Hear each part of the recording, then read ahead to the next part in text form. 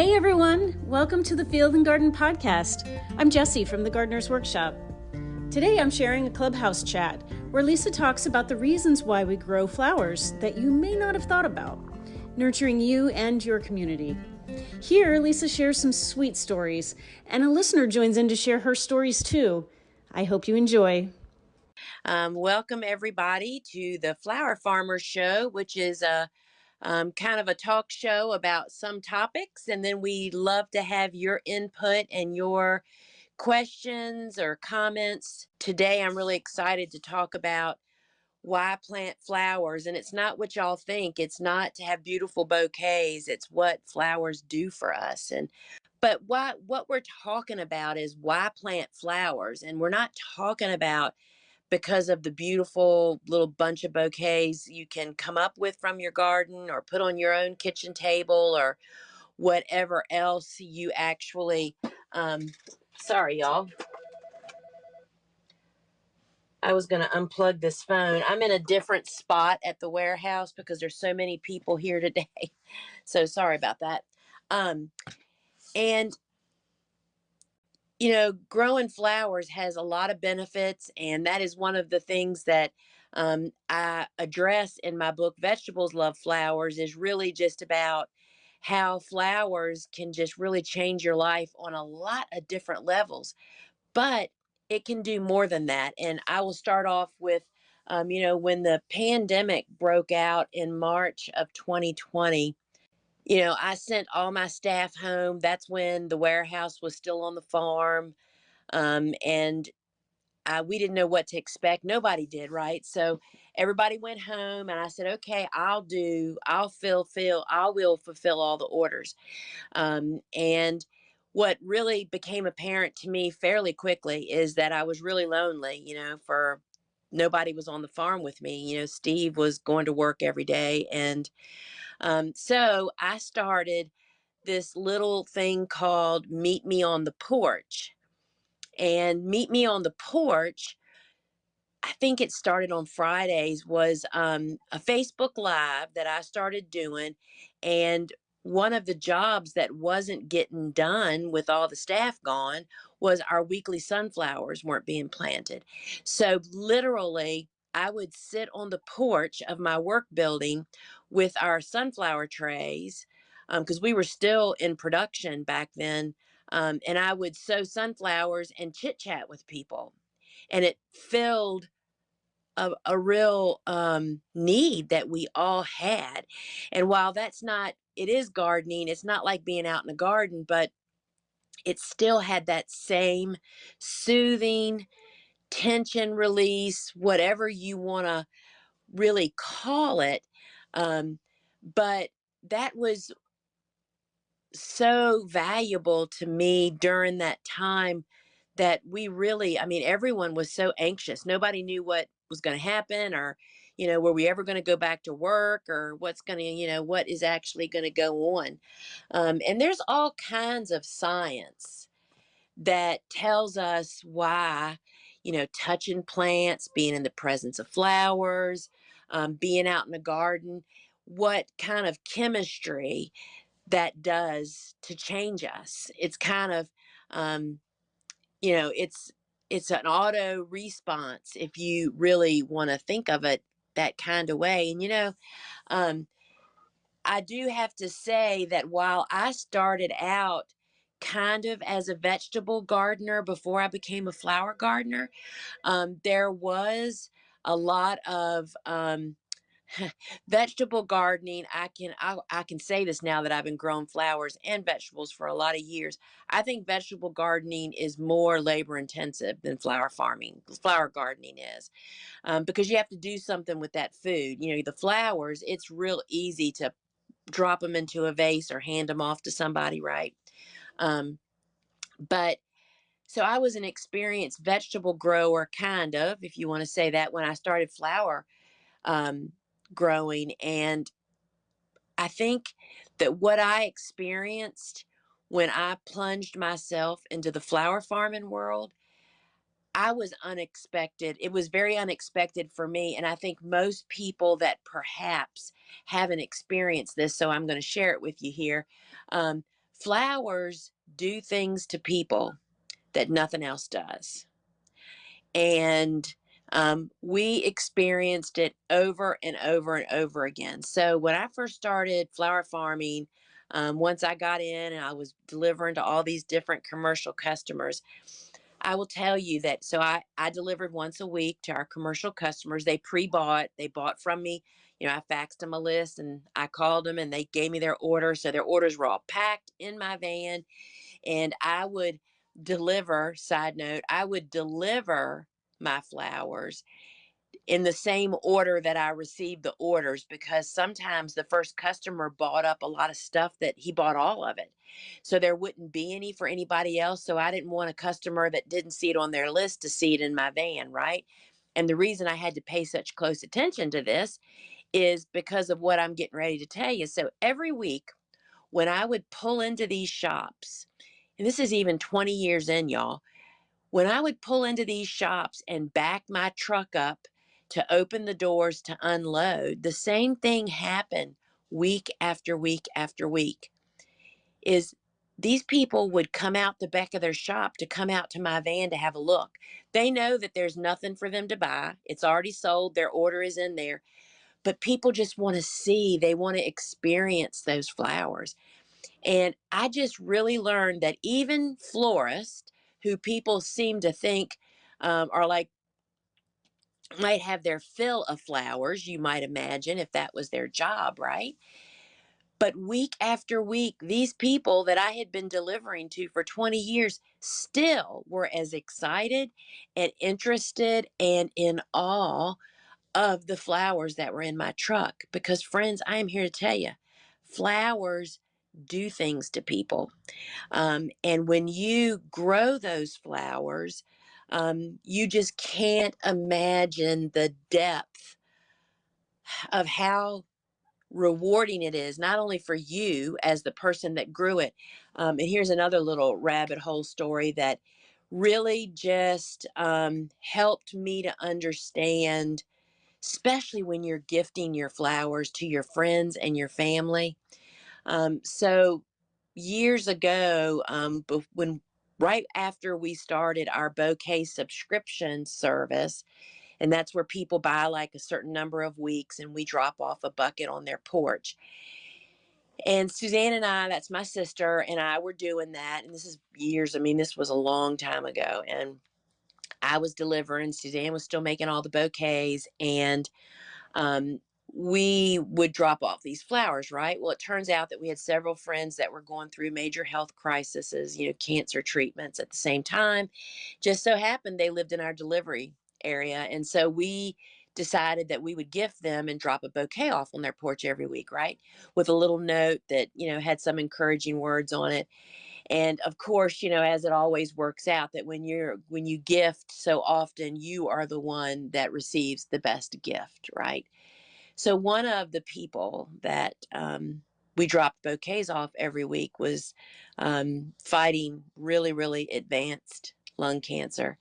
And she would call me the evening after I dropped the flowers off, most often, or the next night thereafter. And she would tell me how much those flowers, how beautiful they were, first off. But you want to know what else she said? She said, Lisa, when I look at those flowers, it's not like any other flowers that I got from other people, people gifting her just because she was so sick. She said, I think about you in your garden, tending to those flowers, taking care of those flowers. And there is just no words for me to express how much this is helping me and how much it affected me. And um, so the flowers that we grow aren't only beneficial to us growing them, because we know that the science is there. You go out in your garden and mess around. If you're mad or you're pouting, you know, before you know it, you've kind of forgotten what you were, stewing over, right? But it is just as impactful for the people that are receiving it. And that's why it is so important as flower growers for us to be telling our story all the time. And that story is not only super interesting, but friends, that's your marketing. It's connecting you to the people that are buying your flowers or getting your flowers, because it's this same why grow flowers. Um, when people realize, that you're out there, it's 5:30 and 6 a.m. in the morning, so you can be done before it's 102 by 1 o'clock. Um, all of these things matter and build relationships and build community. I mean, one of the things that Ellen Frost, who is the instructor of one of our courses, the Lopes, what is it called? Growing Your Business with Local Flower Sourcing. She's a designer that only uses flowers grown within 100 miles. And part of her course talks about telling your story and why. I mean, you would think that would be simple enough, but it's not. It's really hard sometimes to figure that out. And I'm here to tell you that people want to connect, and flowers are just such an amazing way to do that. Um, and so before I just keep on rambling, Jesse, are there any questions or anybody that wants to come up and share a story or any comments? Hi, Brianna. Do you have a question or a comment?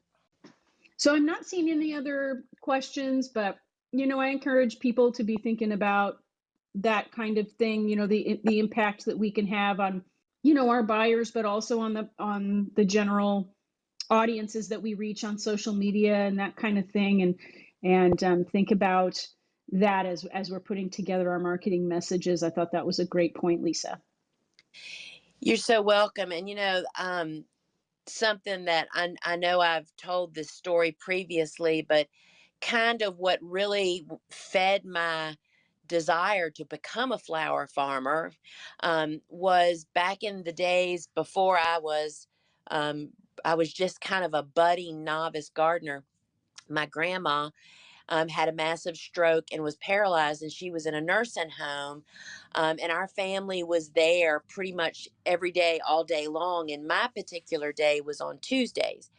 And it didn't take me long going there on Tuesdays just to realize, I mean, anybody else that's had to do that, to go to a place like that, it can be a real bummer if you're the one that everything revolves around. You have to make it a great visit. You have to bring the entertainment with you, for a lack of a better word.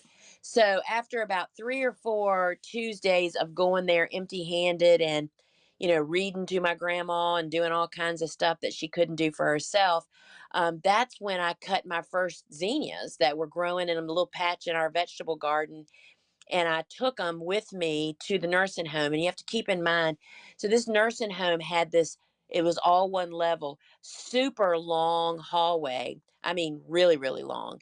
And my grandma's room was literally the last room on the left, down this super long hall. And I had been walking through that hall the previous weeks, and, very little, and I speak to everybody, but nobody answered me back ever.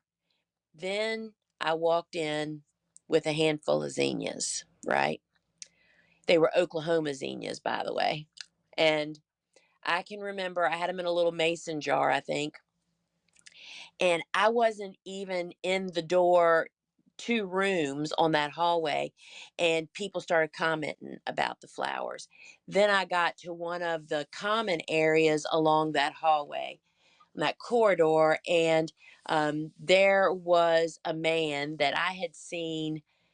I mean, every time I'd gone through there, he just was not interacting at all. I mean, he just sat.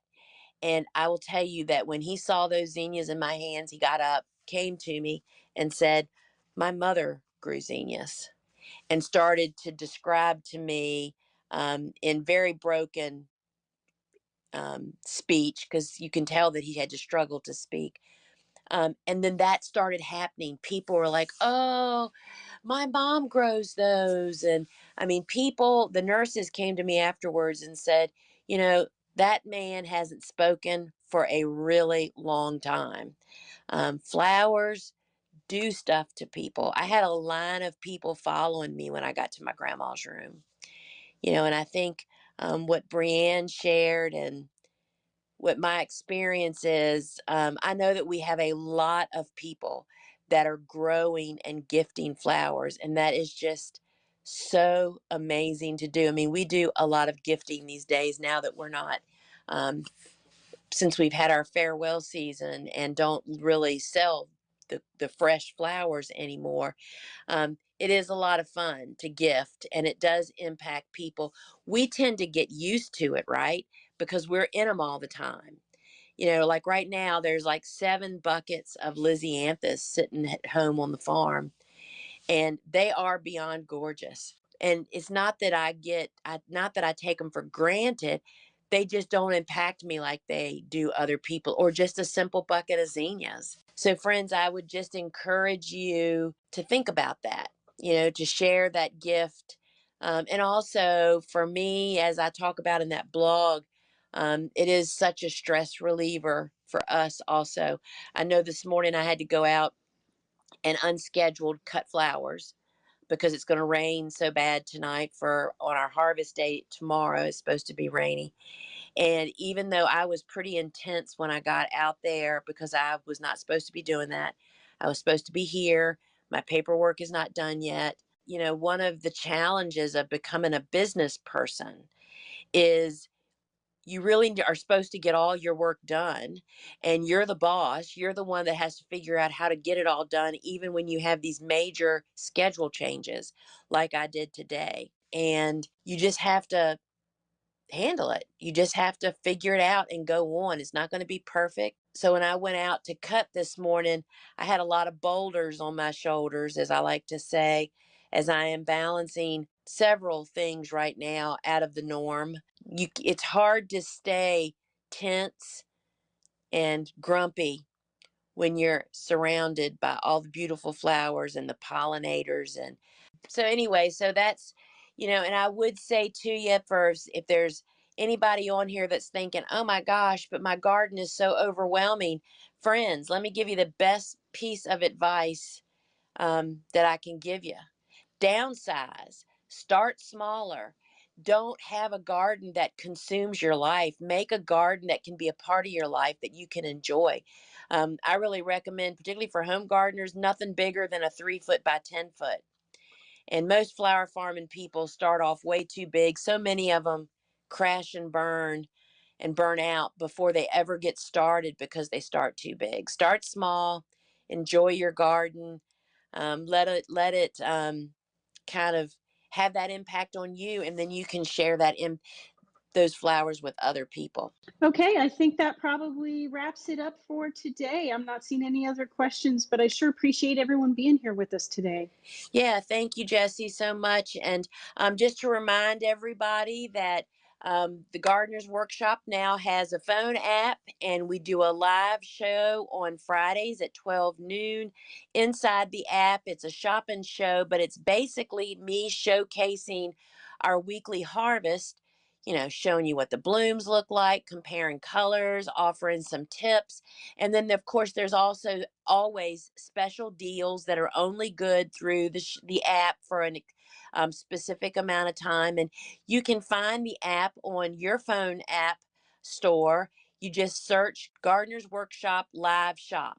Anyway, we'd love to see you. It's at 12 noon Eastern Time on Fridays. And we have a lot of fun. We broadcast from the farm, and Jesse's on the backside, and Suzanne and I are on the farm, and it's a lot of fun. It is. It's great seeing all those fresh blooms every week. So I always look forward to it.